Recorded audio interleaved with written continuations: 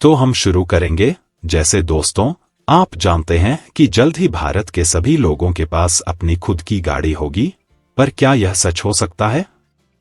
और क्या भारत वास्तव में एक सुपर पावर बन सकता है? स्वागत है आप सभी का द नॉलेज कॉर्नर में, जहां आज हम एक ऐसे महत्वपूर्ण विषय पर चर्चा करने जा रहे हैं जो पूरी दुनिया का ध्यान आकर्षित कर रहा है। आज हम यह समझने की कोशिश करेंगे कि क्या भारत एक सुपर पावर बनेगा और क्या एक दिन हर भारतीय के पास अपनी गाड़ी होगी। भारत की तेजी से ऊपर जा रही अर्थव्यवस्था, बड़े बड़े इंफ्रास्ट्रक्चर प्रोजेक्ट्स और तेजी से हो रही तकनीकी प्रगति के साथ यह देश एक ऐसे मोड़ पर खड़ा है जहां अपार संभावनाएं और कई चुनौतियां हैं। तो चलिए हम मिलकर समझते हैं भारत के सफर को सुपर पावर बनने की ओर और इस सपने को सच करने के लिए कि हर भारतीय के पास अपनी खुद की गाड़ी हो। भारत का उदय एक सुपर पावर बनने की ओर। भारत का सफर एक उपनिवेशी अर्थव्यवस्था से लेकर एक वैश्विक आर्थिक शक्ति बनने तक वाकई में प्रशंसनीय है। प्रधानमंत्री नरेंद्र मोदी के नेतृत्व में भारत ने काफी तेज आर्थिक वृद्धि देखी है, जिसे दुनिया के सबसे बड़े अर्थव्यवस्थाओं में शामिल किया जा रहा है।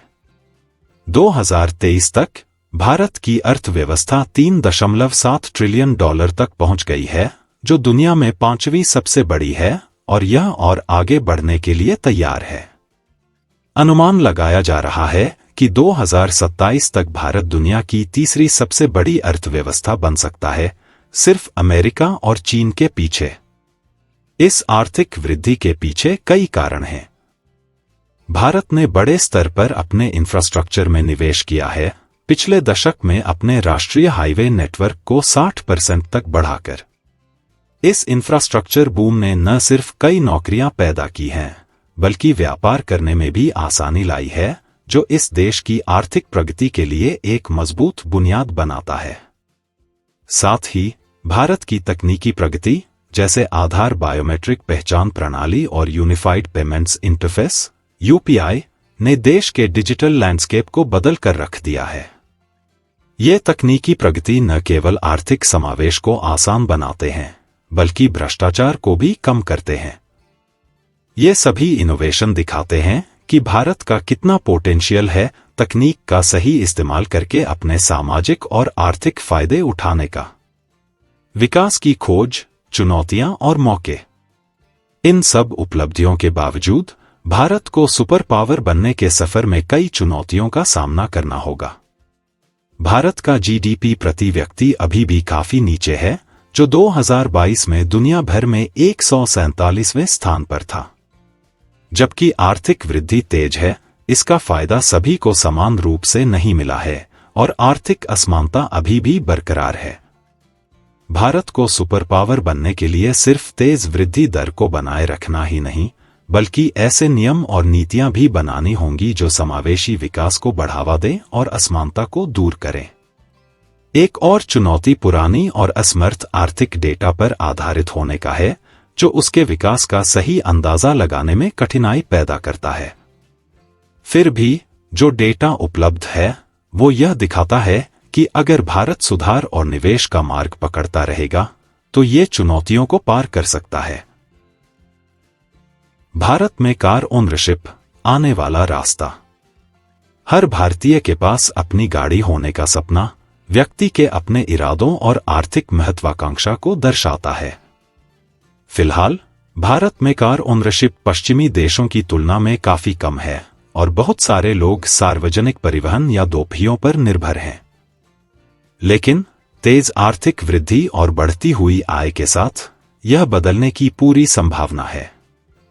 भारत की ऑटोमोबाइल इंडस्ट्री और इंफ्रास्ट्रक्चर का विस्तार इस सपने को सच करने में महत्वपूर्ण भूमिका निभा रहा है।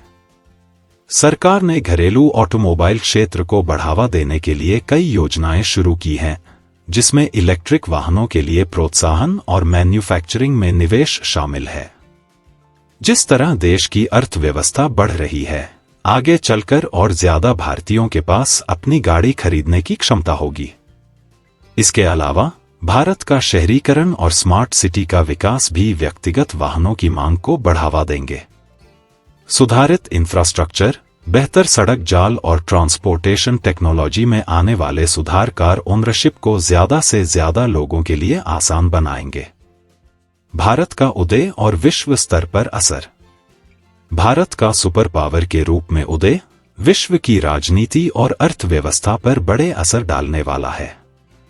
जैसे जैसे भारत का प्रभाव बढ़ता जा रहा है, यह विश्व के राजनीतिक बल संतुलन को चुनौती देगा, खासकर चीन और पश्चिमी लोकतांत्रिक देशों के संदर्भ में। भारत के रणनीतिक साझेदारी जैसे क्वाड गठबंधन, जो जापान, अमेरिका और ऑस्ट्रेलिया के साथ है, उसके इरादों को दर्शाता है कि यह वैश्विक मामलों में और बड़ा योगदान देना चाहता है। लेकिन भारत का यह उदय बिना विवाद के नहीं हो रहा है। इसके लोकतांत्रिक क्रेडेंशियल्स पर सवाल उठाए गए हैं और विदेश नीति में रूस और चीन के प्रति इसके रुख को लेकर पश्चिमी देश चिंतित हैं।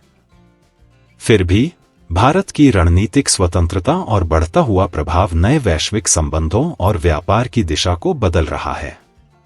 निष्कर्ष: जैसे जैसे भारत का सफर आगे बढ़ रहा है, इसका सुपर पावर बनने का पोटेंशियल और हर भारतीय के पास अपनी गाड़ी होने की संभावनाएं उसकी आर्थिक नीति, इंफ्रास्ट्रक्चर का विकास और सामाजिक नीति के साथ जुड़ा हुआ है।